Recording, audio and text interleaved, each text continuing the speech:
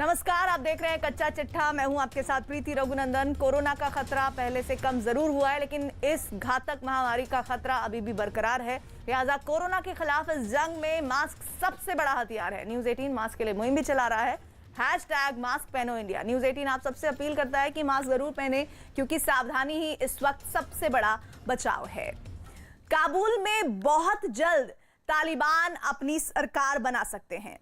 कयास लगाए जा रहे हैं कि शुक्रवार यानी कल तालिबान नई सरकार का गठन कर सकते हैं। लेकिन तालिबान राज की स्थापना से पहले ही अफगानिस्तान के आवाम पर आफत के बादल मंडराने लगे हैं। तालिबान पश्चिमी देशों, खास तौर पर अमेरिका का साथ देने वाले लोगों को चुन चुन कर मौत के घाट उतार रहे हैं। देखिए काबुल के बदलापुर की झकझोर देने वाली तस्वीर।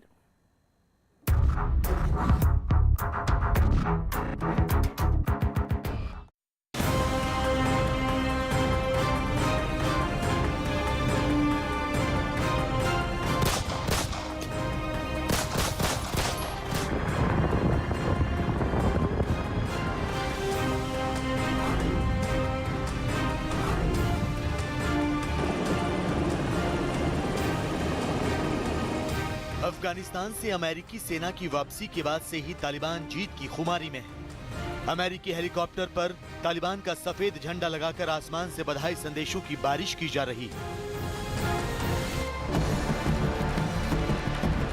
सड़कों पर अपनी ताकत की नुमाइश कर यह एहसास कराने की कोशिश की जा रही है कि तालिबान राज आ चुका है। अब तालिबान की मुखालफत करना खुदकुशी करने जैसा होगा। लेकिन तालिबान सिर्फ चेतावनी नहीं देते, बल्कि अपने दुश्मनों का चुन चुनकर शिकार भी करते हैं, जिसकी दिल दहला देने वाली तस्वीरें सामने आने लगी हैं। ये वीडियो देखिए। 25 सेकंड के इस वीडियो में गोलियों की आवाज साफ सुनाई दे रही है। बंद कमरे में गोलियों की आवाज गूंज रही है। दहशत का आलम यह है कि वीडियो बनाने वाला शख्स बिल्कुल खामोश है। यही नहीं, कमरे में रखा सामान भी बिखरा पड़ा है। दरअसल तालिबान उन लोगों को मौत के घाट उतार रहे हैं जिन्होंने पश्चिमी देशों, खास तौर पर अमेरिका का साथ दिया। अमेरिकी सेना की वापसी के बाद तालिबान इन लोगों के घरों में घुसकर उन्हें मार रहे हैं। एक एक कर पश्चिमी देशों और अफगान सरकार का साथ देने वाले लोगों का कत्ल किया जा रहा है। यही नहीं, अफगानिस्तान में पश्चिमी देशों की मदद करने वालों के घरों के दरवाजों पर तालिबानी अदालत में हाजिर होने के फरमान चिपकाए जा रहे हैं। उनसे कहा जा रहा है कि या तो समर्पण कर दो, नहीं तो मारे जाओ। काबुल में इस समय जो हालात हैं वो काफी परेशान करने वाले हैं, और जिस तरीके से तालिबान लोगों को ढूंढ ढूंढ कर मार रहा है, उनके घरों पर पोस्टर चस्पा कर रहा है, आत्मसमर्पण की बातें कर रहा है, वो दरअसल एक सोची समझी रणनीति के तहत हो रहा है। क्योंकि ये हम सबको मालूम था कि तालिबान ऐसा ही कुछ करने वाला है। वो उन लोगों को किसी हालत में नहीं बख्शेगा जिन लोगों के ऊपर शक है कि उन्होंने अमेरिकनों की और अफगानिस्तान सरकार की, उसकी इंटेलिजेंस एजेंसीज की मदद करी है, पुलिस में नौकरी करी है। तो ऐसे लोगों को वो बिल्कुल ढूंढ ढूंढ के मारेगा। इसमें दो राय नहीं कि तालिबान लोगों के दिलों में खौफ भरना चाहते हैं ताकि कोई भी उनके खिलाफ आवाज ना उठा सके। लेकिन अफगान जनता सिर्फ तालिबानी बंदूक से ही नहीं, बल्कि भूख से मरने के कगार पर भी पहुंच चुकी है। महंगाई चरम पर है, बैंक बंद हैं और बेरोजगारी बढ़ती चली जा रही है। مثلا مردم کارا طوری که قبلا بود فعلا نیست. بازار به اون شکل که در زمان جمهوریت بود که حالا امارات آمده، مردم از ترس نمیتونن بیرون شوند. بازار چندان خوب نیست. بزرگترین ترس همین فرار مغزای متفکر است، کسانی که علم دانش دارن و از کشور. अफगानिस्तान की गिनती पहले से ही गरीब देशों में होती है, लेकिन इस बार तालिबान की वापसी से हालत इतनी खराब हो चुकी है कि संयुक्त राष्ट्र ने देश में भुखमरी फैलने की आशंका जताई है। संयुक्त राष्ट्र ने चेतावनी जारी की है कि इसी महीने के आखिर तक अफगानिस्तान में संयुक्त राष्ट्र के खाने के भंडार खत्म हो सकते हैं। यही नहीं, गरीबों को खाना उपलब्ध कराने के लिए $200 मिलियन यानी 1459 करोड़ रुपए की जरूरत है। अफगानिस्तान का बुद्धिजीवी वर्ग और पत्रकारों ने भी अपने देश की हालत के लगातार बिगड़ने का दावा किया है। दावा किया जा रहा है कि अफगानिस्तान के करीब 1,85,00,000 लोग यानी अफगानिस्तान की आधी आबादी भूख से बिलख रही है। People of Afghanistan were starving. According to the latest report of the UNAMA, more than 18.5 million people of Afghanistan, which is half of the population of all over the country, is starving, had bad humanitarian crisis, and there are fears it will increase. Now, when we are talking in a situation after 2 months of this report, of course, the situation is getting worse and the people are trying to flee the country. Kabul पर कब्जा करने के बाद तालिबान कई प्रांतों के governor, police chief और commanders के पदों के लिए नियुक्तियां कर चुके हैं। सिर्फ केंद्रीय सरकार का ऐलान होना बाकी है। काबुल में बड़े बड़े झंडे लगाए जा रहे हैं। राष्ट्रपति पैलेस में बड़े तामझाम के साथ तालिबान अपनी सरकार का गठन करने जा रहे हैं।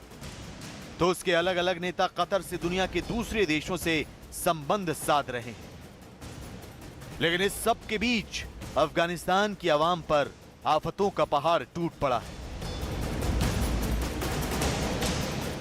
एक तरफ तालिबान की दहशत है तो दूसरी तरफ भूख से जंग।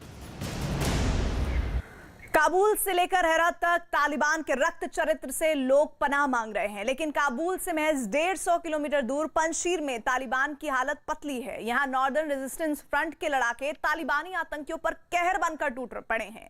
ताजा खबरों के मुताबिक एनआरएफ ने तालिबान के 350 से ज्यादा आतंकियों को मौत के घाट उतार दिया। यही नहीं, तालिबान के प्रवक्ता फहीम दश्ती ने कहा है कि तालिबान अब अपनी इज्जत बचाने के लिए पंजशीर में घुसने के झूठे दावे कर रहे हैं।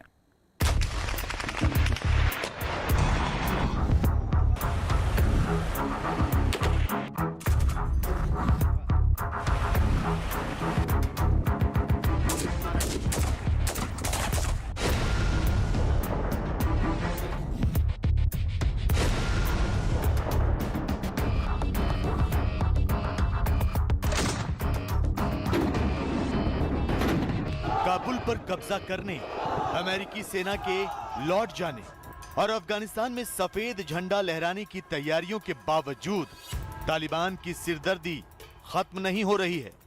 पहाड़ की ऊंची चोटियों से घिरे पंजशीर प्रांत में तालिबान और एनआरएफ यानी नेशनल रेजिस्टेंस फ्रंट के बीच जंग तेज हो गई है।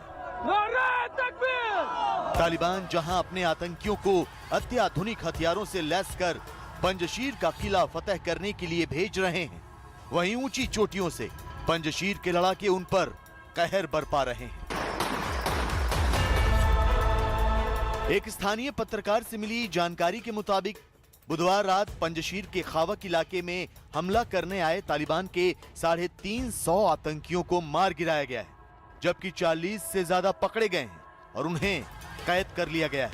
इस दौरान एनआरएफ को कई अमेरिकी वाहन, हथियार और गोला बारूद भी मिले हैं, जबकि पंजशीर के गुलबहार इलाके में भी तालिबान और एनआरएफ के लड़ाकों के बीच मुठभेड़ हुई है। इसमें भी तालिबान को भारी नुकसान हुआ है। पंजशीर एक ऐसा इलाका है जिसके ऊपर कोई भी कब्जा नहीं कर पाया। रूसियों ने भी 9 बार हमला किया लेकिन वो विफल रहे। तालिबान ने भी पिछले दौर में बहुत प्रयास किए लेकिन उनका कभी भी पंजशीर के ऊपर कब्जा नहीं हुआ और अब भी नहीं होगा। पंजशीर अपने मुल्क की आजादी चाहते हैं, पंजशीर डेमोक्रेसी के पक्षधर हैं, पंजशीर आजादी के पक्षधर हैं। तो पंजशीर के निवासी बिल्कुल जमकर लड़ेंगे और तालिबानियों का ये कब्रिस्तान बनेगा। पंजशीर घाटी में अफगानिस्तान के कार्यवाहक राष्ट्रपति अमरुल्लाह सालेह भी मौजूद हैं। उन्होंने तालिबान को अफगानिस्तान से उखाड़ फेंकने की कसम खाई, जबकि अहमद शाह मसूद के बेटे अहमद मसूद भी यहीं हैं और उन्होंने कहा है कि मैं अहमद शाह मसूद का बेटा हूं। मेरी डिक्शनरी में सरेंडर जैसा शब्द नहीं है। मतलब साफ है, तालिबान के लिए पंजशीर घाटी पर नियंत्रण बेहद मुश्किल होने वाला है। Is Taliban moving towards Panjshir? No, of course not. They did not succeed to advance. The war is going on in the front line, and there is no changes on front line. Okay. Is there any negotiation going on between you and Taliban? No negotiation was stopped. negotiation was stopped, and they stopped the negotiation and they break the war, and now the war is going on.